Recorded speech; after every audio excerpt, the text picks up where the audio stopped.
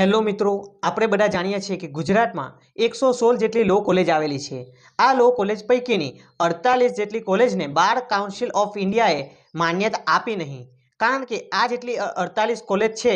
એમણે bar council of ઇન્ડિયાને ભરવાની થતી ફી ભરી નહોતી, જેના કારણે BCIએ અમને માન્યતા આપી નહીં અને આ વર્ષે પણ આ લો કોલેજમાં એડમિશન સ્ટાર્ટ થયા નથી। આ વિષય પર ગુજરાત હાઈકોર્ટમાં ઘણા સમયથી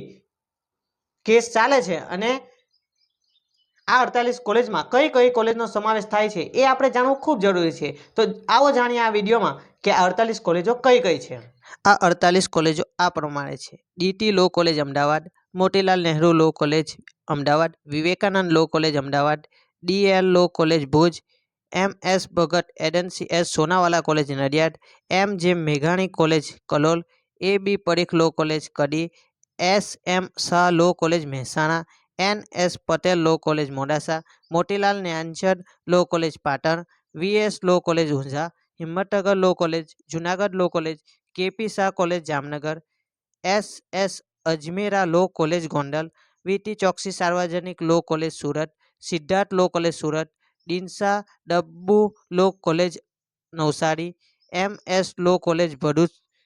Shah KM law college Valsad.